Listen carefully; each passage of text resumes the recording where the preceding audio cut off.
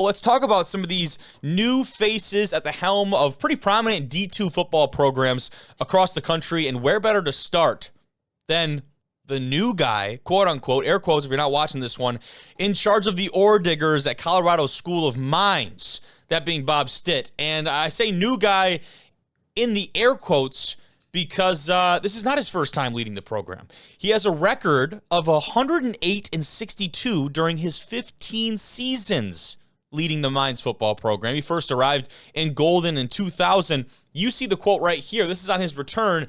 He says, quote, "There is no doubt in my mind this is the best job in Division II football." Really strong praise right there from a guy who knows Golden, who knows the landscape, has not just gone into a cave and done some kind of Aaron Rodgers retreat. He's been around the game of football since he left Golden and gone on to coach some pretty impressive teams, even at the Division I level. He is the program's all-time leader in wins when it comes to football over at Mines. In 2004, the Ore Diggers won their first RMAC title in 46 years and earned the program's first ever NCAA championship berth and postseason win with him at the helm just 4 years into his stint. He was the RMAC Coach of the Year in 2004, also in 2010, and was the AFCA Regional Coach of the Year in 2004 to go with that. He was really known as one of the first to fully employ kind of the air raid offense, especially at this level at Division II, and really has leaned into that. We've seen Mines go to it, and a lot of that is in part of the talent that they've had at the quarterback and the wide receiver position. We'll talk about kind of what he inherits here, with the Ore Diggers in terms of personnel going into 2025.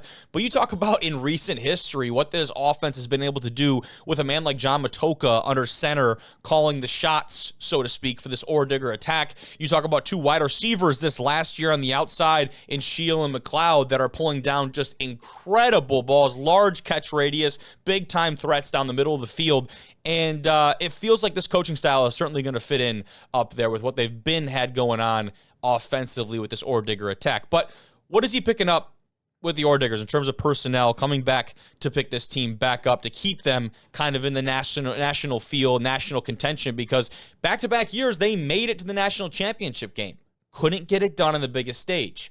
Now, this past year, couldn't even make it out of their own conference. Talk about a team in CSU Pueblo that went on to have a hell of a run. A team like Western Colorado who went on to have some incredible games. So now the national conversation, they're certainly not out of it. A year out of it is nothing. But you talk about now you got to make it out of your own conference now. These are not gimmies inside of conference play. There's some really great teams out there in the RMAC. So offensively for Coach Stitt, by the way, the hashtag with him is hashtag Stitt happens. I love that. I was kind of stumbling upon that on Twitter the other day, and I just thought that was hilarious. So I need to get that out there. Need to bring that back. Needs to be a thing. I need it on a t-shirt. But besides the point, offensively for the Ore Diggers going into 2025, their quarterback, Evan Foster, he's graduated. He was the leading passer in 2024, and he wasn't a John Matoka, but that's an unfair comparison. He was a great quarterback in his own right, but you knew the guy picking up the mantle after he left would have been really harshly compared in that same light. So Evan Foster is gone. You also lose one of the best receivers in D2 football, Max McLeod. I mentioned him earlier on. That's a guy that you just can't replace. You can try to replace the production, but you cannot replace a threat and a presence that Max McLeod brings on the outside. Do believe we'll see him playing some professional ball here shortly. You bring back a standout, big target type of guy in Flynn Shield on the outside of the wide receiver position. He was a guy that kind of got elevated and thrust into that role here recently. Again, big-time target, big frame, a guy that makes a lot of big-time catches. But now it's going to be a matter of who's throwing him the ball and what kind of other supporting cast does he have at the offensive skill positions. The backfield running back tandem, former RMAC Freshman of the Year, Landon Walker, he's back. Braylon Tate also back. Landon Walker's a guy that's relatively homegrown type of talent for this Colorado Mines attack and has been a contributor for them year after year. So good to see him take on kind of that more of the bell cow type position of like being the guy and being endorsed as such. They defensively, though, this past season, only had one player in top 20 in the tackles in the conference play. Hayden Gregg was 20th when it came to tackles in the RMAC play. He's graduated. He's gone. Now, that can mean one of two things. I don't want to sit here and say it's a terrible thing. It could mean there's a lack of playmakers on the defensive side, and that probably is partially the case. But what it could also mean from a defensive perspective is that you've got a great balanced scheme in which everyone eats. Everyone gets their plays. Everyone has to play very sound assignment football. When the ball comes their way, they play their assignment. They play it correctly. They make the play. And regardless, you don't have any of these, quote unquote, standout type performers on the defensive side of the ball. I'm sure it's a bit of both.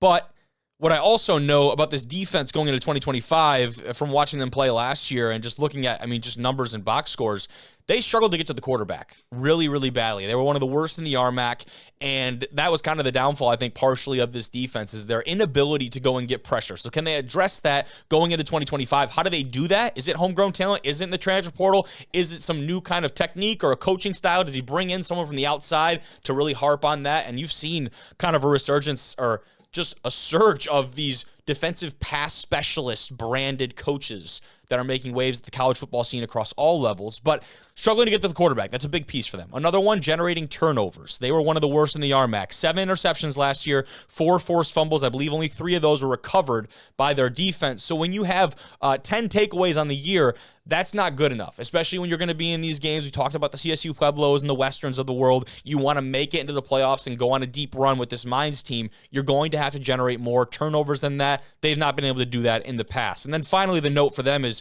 at least for me, and this has been kind of the topic of national conversation, if you've seen some of the national coverage on these guys, you got to get bigger, you got to get stronger, you got to get faster at the line of scrimmage, at the point of attack. If you want to go into the playoffs, you want to make a run, you got to have depth, of course, but when you're going up against the Super Region 3 teams are always the one that are the forefront of the conversation. Ferris State, Grand Valley, Harding, Pittsburgh State. What do you associate with that brand of football? It is just punch you in the mouth, downhill, physical run attack. And we've seen balance from those teams too. Like they can do it in a lot of different ways. But Super Region 3 is always at the forefront of that conversation. Mines has been shown up on the biggest stage because of that fact and also because of scheme and I'm sure a variety of other issues. But if you're Coach Stitt and you followed this program, which I'm sure he has, and you followed where their weaknesses have been in the past, addressing the line of scrimmage to be able to compete with those national powers. But like I said, you still have to get out of the conference. There's great football being played in the RMAC right now, and Mines is no longer a shoo-in just to go win it outright. So very excited, though. And all in all, really excited. Everything that I've heard and seen about this guy is glowingly positive. He seems to have made some really great lasting connections in that community, so I'm excited to see him head up that program once again. Let's go down to the MIAA. Talked about it a little bit with Mike. Northwest Missouri State, they're bringing in John McMenamin, and this is a guy that graduated from Northwest, believe played quarterback there, and he's the 21st head coach in school history for the Bearcats. Played quarterback, coaches quarterbacks currently as well. Interesting note on this one when it comes to the hire and kind of the standard and the bar that is Northwest Missouri State football for the Bearcats. Their previous head coach, Rich Wright, they did not renew his contract. He's not technically fired, but they didn't bring him back, did not renew the contract. They wanted to go a different direction. Very amicable, happens all the time in any profession. After 8 seasons, his record, he was top 10 amongst coaches that were 5 years or later in. 65-22. He was top 10 in winning percentage. Sorry to finish off that thought. He was 65-22, and they let him walk after 8 years. That was 8 years as being a head coach. He was involved with the program for over 20 years on staff. But, Rich Wright couldn't get it done in the playoffs as of late when it came to the later part of his tenure, and I think the Bearcats felt the bar was higher for this team, this program, the tradition that is Northwest football. What they've been able to do in the past, the bar has been set so unbelievably high that even that is not good enough. So, on one hand, Coach McMenamin is coming into a situation where, and he knows it, he played it, he lived it, where you've got some of the best support, some of the best community, some of the best facilities, some of the best tradition and culture and history in Division II college football, and college football in general, the way they've been able to win and do it at a consistently high level. On the other hand, you have this set of expectations in this bar that is, there's no year zero. There's no adjustment period. You don't get to come in here and have a mediocre record and explain that I'm really trying to get the guys going and install culture and do this and that. No. You're expected to come in right away and experience success in what is right now Division II football's toughest conference in the country. And you're expected to do it right away.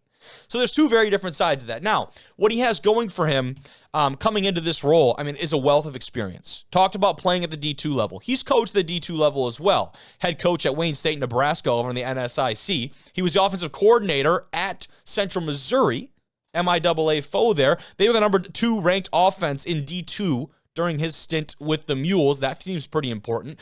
But another big-time piece is going and coaching at a higher level and bringing back some of those important pieces, to your school. He was a co-offensive coordinator at Tulane, a program that saw one of the biggest turnarounds in the nation in college football and has really made a jump onto the national scenes. You talk about that experience and what he brings back to the Bearcats, especially offensively. He's an offensive-minded coach. There's no denying that.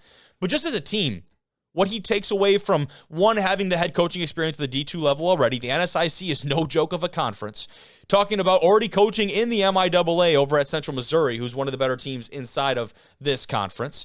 And then you talk about the experience at Tulane at a higher level, bringing back some of those pieces. We're very interested to see what the rhetoric is about Coach heading into the offseason and to see what the energy level is like for this Northwest team going into 2025. Because you talk about some of these games they got early on, man. You look back just this last year, that Week 0 game against Mankato, who we know is just a perennial playoff power. They're not pulling any punches when it comes to scheduling down there for the Bearcats. But we'll keep going. Excuse me. Another big-time job at Valdosta State. Now, we know, if you guys have watched this show or really watched anything, their head coach, Tremaine Jackson, after bringing them to the national championship, he leaves and goes to Division I HBCU Prairie View A&M. The next in line for the Blazers, that's their former offensive coordinator, Graham Craig. And they hire internal after a trip to the national championship. You figure if it ain't broke, don't fix it. But in all honesty, this guy has been in charge of and has commandeered some of the best offenses in the country, much in part to the playmakers that he's had. And I think he'd be the first one to tell you that. But you can never give enough credit to the guy with the playbook on the sideline, the guy calling the shots. And Coach Craig is the newest head coach at Valdosta State. Pretty relatively young head coach. Here's the turnout for, I believe, that is his introductory presser there down in Titletown, Georgia. But big-time news for them. And you talk about a more wealth of experience for this guy who's a quarterback coach at Memphis, offensive coordinator at West Georgia, when they were D2. Now they've made the jump to D1 now, but they used to be a Gulf South foe down there. Now, Coach Craig, he's got a great track record. I think this is really the most important piece and what I've picked up on of developing quarterbacks into top-level performers. You look at where he's been, he seemingly has done that at every level. And he's been, people talk about like a quarterback whisperer, like O'Connell in the NFL or McVay or some of these like offensive minds. I think the term is kind of bogus, but what I know about this guy is that wherever he is, the quarterbacks seem to find their ceiling. And that means he's maximizing the potential of the guys that he has in that room. He's not maybe making them superstars, but he's getting the most out of them. I think he's been able to do that at a lot of different stops. Sammy Edwards, just the latest instance of this, the signal caller for the Blazers who went on to have an All-American caliber Heisman finalist type of season. He's done it every step of the way. So I'm really excited to see what he does. The Blazers admittedly lose a lot to the portal after Coach Jackson's absence. He leaves. He poaches some of their best guys on that roster. We'll see how he fills those voids, especially at the quarterback position, at the wide receiver position, losing a guy like Ronnie Bullard and some of those other guys on the outside. But I wanted to leave you with this. It was a quote from the former head coach, Tremaine Jackson, about the state of D2 football, of many D2 teams, but Valdosta State in particular. He says here, quote, "This program is not fully funded. The only team in the conference without fully funded scholarships. They only got 22. There's not a single player on this roster who has a full scholarship. Not their All-American quarterback, nobody. But they figure it out and they get it done." And I really think this is eye-opening to a lot of people. That quote comes after their semifinal win to send them to the national championship game, which is a really cool piece. But I think that quote opens the eyes of many in that they assume that all these Division II teams, because they have 36 equivalencies of the school's tuition to give out, they automatically have that. That is very much not the case for a lot of Division II schools. And that's why we've seen a lot of restructuring of teams in different conferences and moving and a lot of different struggles when it comes to competing with some of those national powers. Valdosta State, I think that was kind of one of the schools that I would at least expect when you talk about their history and their tradition when it comes to the football program. But I think that's very eye-opening, and I definitely want to make that known as Coach Craig takes over, and that's just another hurdle that he has to overcome as the head coach for the Blazers is that you are not dealing with nearly as much money as some of these other fully funded programs. He said it right there. This is of last year, the only school in the conference, to his knowledge, that is not fully funded. So you're talking about a 14 scholarship difference. That's huge. That's huge. And for those not familiar, Division II schools get 36 equivalencies of school's tuition. They can divide that amongst their entire roster. They do a lot of partials.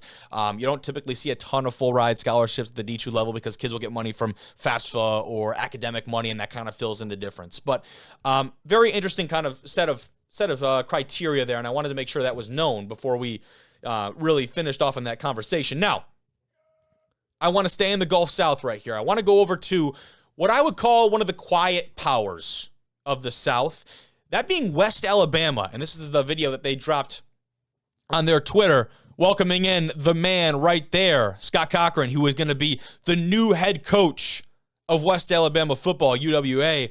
And I think what's really interesting about this hire for me, he's got a very different background than most coaches, at least in this stage of his career. A lot of experience as a strength and conditioning coach at LSU, Alabama, among others. And when you say those two names, who do you associate with those two schools? Yeah, he worked with them at both spots. Coach Saban was a part of those staffs when Scott was at both of those institutions. And obviously, I'm assuming has been a very formative part and portion of his coaching philosophy and getting him to this point now. He was a special teams coach at Georgia recently. He's dedicated his time to traveling across the country, speaking to athletes and organizations as part of his nonprofit, the American Addiction Recovery Association. So a very cool non-football fact I thought was really neat they included in kind of his opening introductory, sense of paragraph and release right there.